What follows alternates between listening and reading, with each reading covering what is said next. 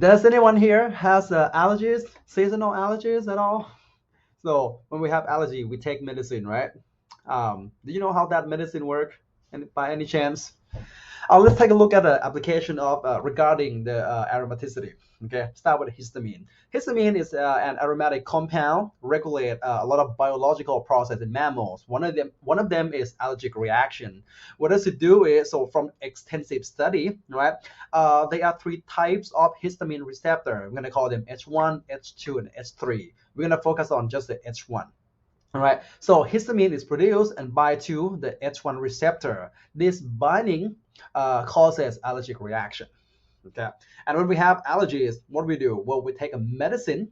All this medicine is called antihistamine drug. What it does is it competes with histamine and bind to the receptor. Okay, so basically block histamine to bind to H1 receptor, and so prevent allergic reaction. And this binding requires the structurally resemble to the active site of H1 receptor, basically. People have to go study what the active site of H1 receptor look like. How do you design a molecule that can bind to this receptor better than a histamine, basically. Okay, and this comes in 1946. Benadryl and chlorotrimethoprim, those are the drug at the time was produced. Okay, Benadryl binds to H1 receptor 10 to the 10th times. How many times is it? 1,000 million times stronger or better on H1 receptor than histamine does. That's why it competes histamine successfully. Okay, and that's look at the structure of these two. Okay, let me introduce one word for you. This one not in chemistry but in pharmaceutical chemistry.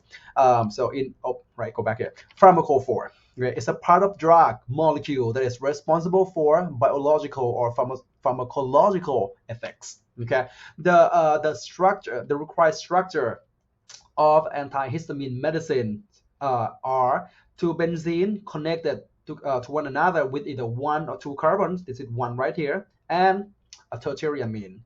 Two benzene ring, all right, connected to 1 to 2 carbons and a tertiary amines. All right.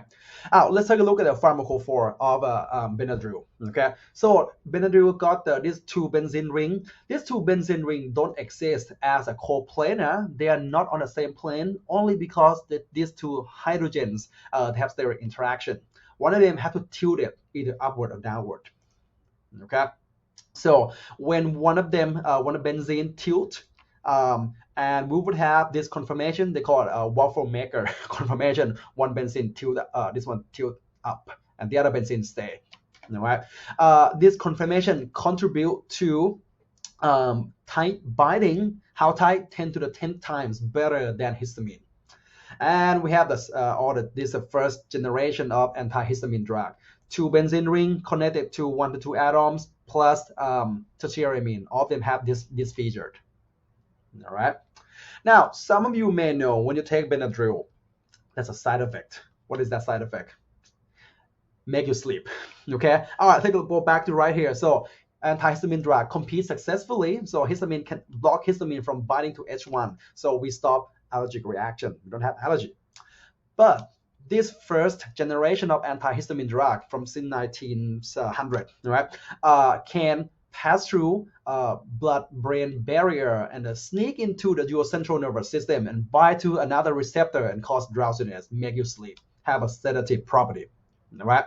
Now, we have to do something else. We try to get rid of this drowsiness. Okay.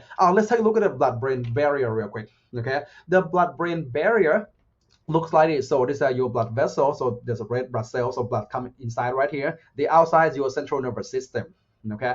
The central nervous system and your blood are separated by two membranes. Okay, there are two membranes. Each membrane, I'll take a look, and you guys know the phospholipid bilayer.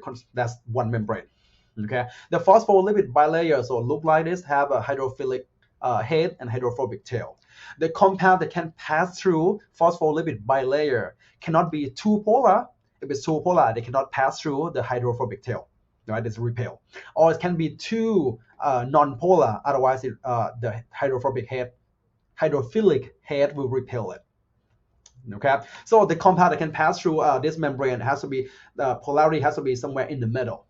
All right, so the next generation of antihistamine drugs, what do? Well, we wanted to unable to pass through the blood-brain barrier, and here comes the second generation. Okay, so you can see this type of this compound still have the pharmacophore, two benzene ring connected by one carbon and tertiary amines, and they add these two functional group, well, just one, but there are two functional group total, polar group. This compound in blood, pH about 7.4, the nitrogen exists at ammonium ion, the carboxylic acid group loses the proton, become carboxylate group. And this add high polarity to this compound. Two polar cannot pass through the blood-brain barrier, cannot pass through the cell membrane, cannot bind to that, the other receptor, so stop you from being drowsy. Yeah, and this compound was produced and put on the market in 1996. Okay, we call fexofenadine. Its trademark name is called Allegra. Yeah, that's how we have this medicine treating allergies. Pretty cool. That's how the medicine works. All right, so we make medicine, and we have some problem. We study, try to come up with a solution, and we have new drugs. Okay.